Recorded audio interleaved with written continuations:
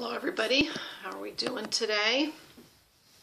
I'm going to get ready to do a little lecture for you today on the effect of the Enlightenment and the Age of Reason on the colonies and their growth and independence. So what you're going to want to do is have your notebook out and ready, and you can take some notes while I'm talking, and you can certainly stop and, listen again to a section that you didn't quite understand or you didn't get quick enough. But this is a way for you to certainly practice your note-taking.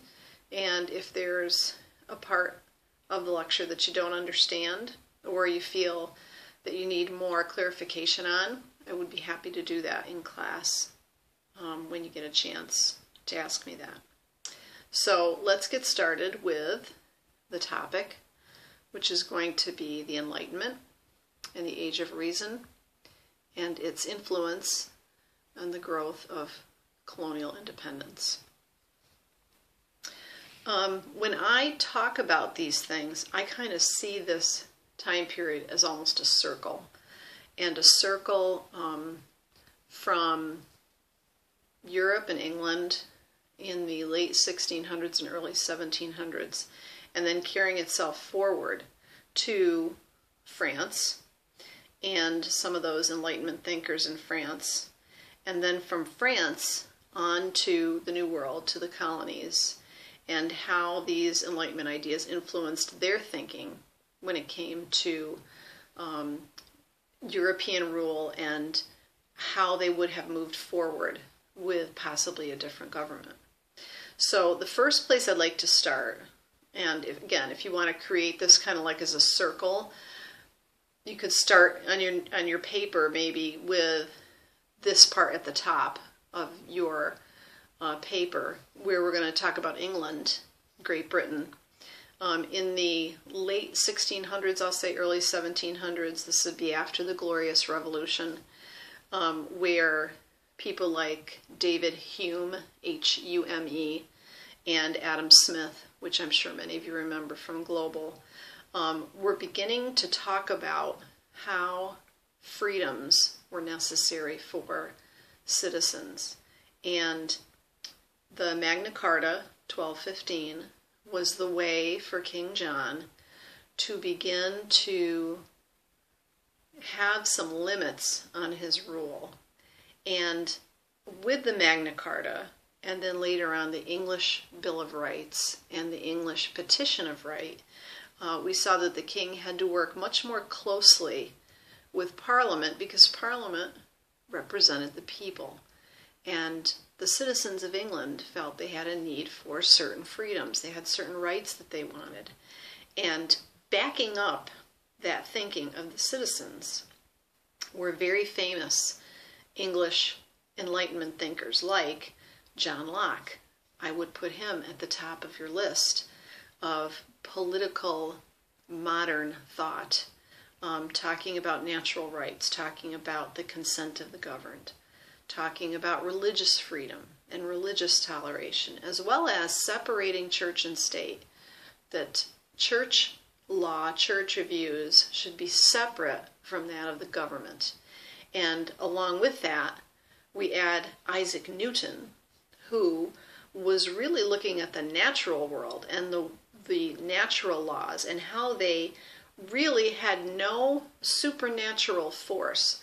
Natural laws were not guided by a god. They were created naturally. And so when you have those two people, John Locke and Isaac Newton, for example, along with David Hume and Adam Smith, you are now creating a model of modern political thought, especially in England.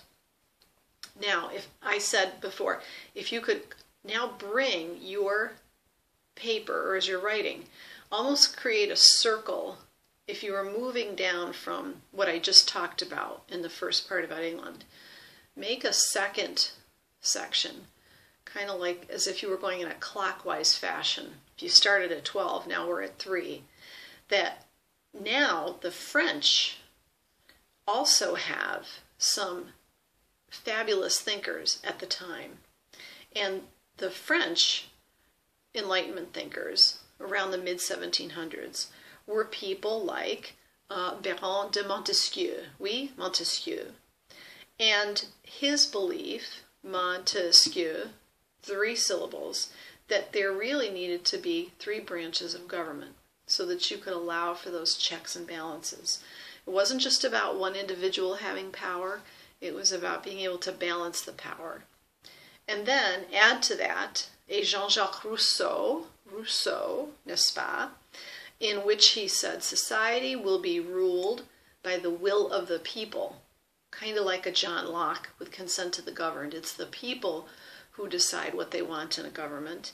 And then add to that Monsieur Voltaire, who will absolutely talk about the need for religious freedom, religious toleration. He condemned Catholicism. However, it doesn't mean that he necessarily believed in one particular religion. He just believed that all religions should be able to live and breathe and work within the scope of a government. There's no need to connect that church and state together. He really believed that religious intolerance, the fact that some governments allowed some religions to grow and not others, was really a form of censorship, was really a form of keeping the people's rights from being fully realized. Religious intolerance is an enemy of reason, of progress, that in order for people's lives to go forward, they have to be able to believe in whatever it is that they want to believe in. So those 3 men in France, Montesquieu, Rousseau, and Voltaire, now add an element of social modern thought. So think back, if you look back to the first part we talked about, England, with Locke and Newton and Adam Smith, are talking about political modern thought. Now the French are adding a social, a societal modern thought. Now, when you take those 2 together, and you think about the founding fathers, they took from all of these Enlightenment thinkers, and top of the lists would be Ben Franklin, Thomas Jefferson, and of course George Washington, who coupled the modern political thought and the social thought together. And they were called deists, D-E-I-S-T-S, deists. They believed that there is a God, but that the natural powers in a world, like supernatural powers, natural laws of nature, take over. Even though there is a God in place, it's almost like that there's a will, but there's also a way, a natural way, that you can't necessarily change. Almost like a religion of the heart. Deists. So they believed that God existed, but that there was also something more natural about natural laws that could bring a government to allow for religious freedom, but also allow for a real modern political thought. So now you take these founding fathers in the colonies in North America, mid to late 1700s. Take all these Enlightenment ideas from England and France and put them into action now. Put them into place economically, politically, socially, especially in places like Boston and in Philadelphia, Pennsylvania. Remember the Quakers. Quakers are going to love this stuff. The colonists who are living in the New World are really concentrated. The vast majority of the population is on the eastern seaboard. So they're a much more literate and educated population. So they understood some of these ideas because they got newspapers.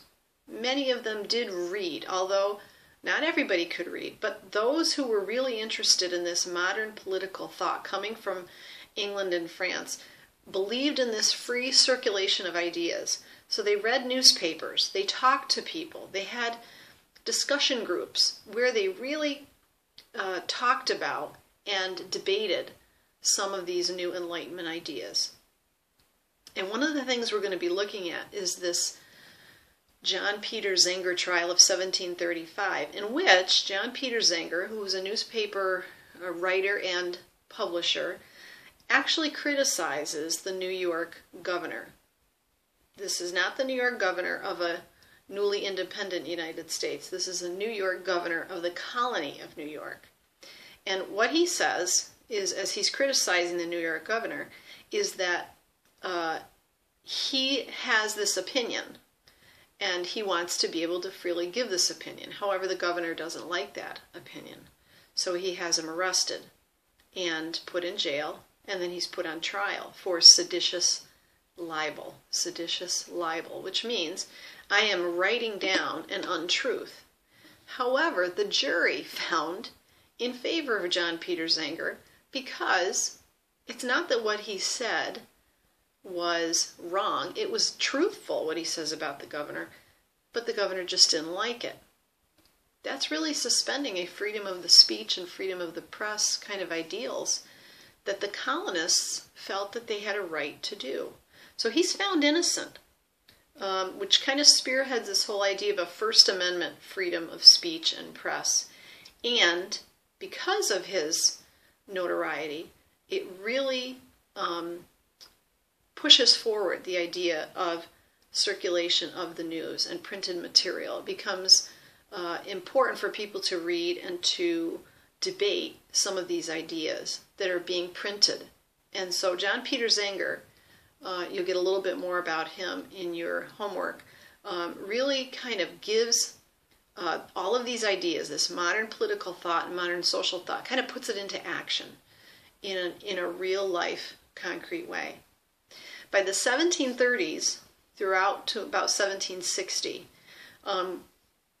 America, the colonies, hit a time period known as the Great Awakening, the Great Awakening. And it was really a way to get people back to church. Church membership had fallen, and it wasn't just about people, getting souls converted, but it was about the money that church members brought in to their organizations. So people like Jonathan Edwards and George Whitefield began these fiery sermons.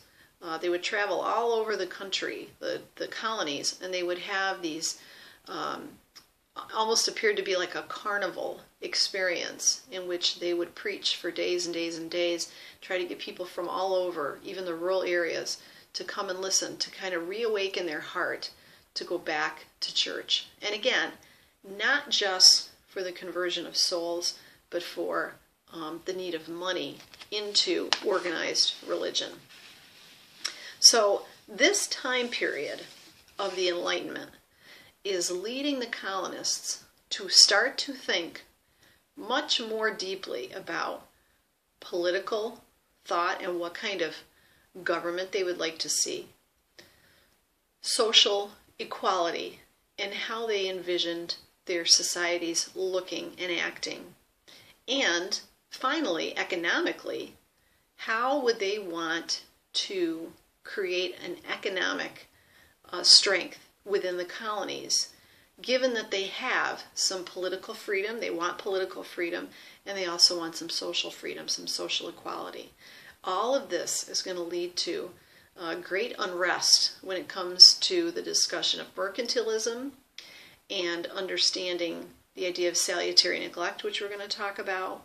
It's also going to lead the colonists to think heavily about what their rights are as English citizens, and if they are truly being represented by Parliament, which is what the English Bill of Rights said, the Petition of Right. They were all importantly pointing out how citizens of the Crown had certain rights, and some of the colonists didn't feel that they were getting some of those rights, even as English citizens, because they were far off in the New World. They weren't in London, they were in Boston and Philadelphia and New York and Savannah, they felt that they had those rights to be taken into consideration as well. So representation, especially when it came to taxation of products and goods. And last but not least, the idea of having religious freedom. So all of those things are going to, you can see it's very complicated, it's very layered, in that they want to feel that they have some sense of self-government. They've already created some sort of a self-government, but all of these ideas of social and political and economic thought from the Enlightenment thinkers are beginning to fill their mind with dances of sugar plums, if you will, and how wonderful a country would be if they could put all those things into practice. So that's what we're going to be talking about. Again, feel free to go back. You can listen to me again. You can stop along the way. You can jot down some questions if you're not sure about a section that I talked about, or if you need more clarification, I would be happy to do that. So I hope you have an interesting and fun time taking down the notes for the first time through my video lecture. And I will see you soon in class. Be good and be safe. See you later.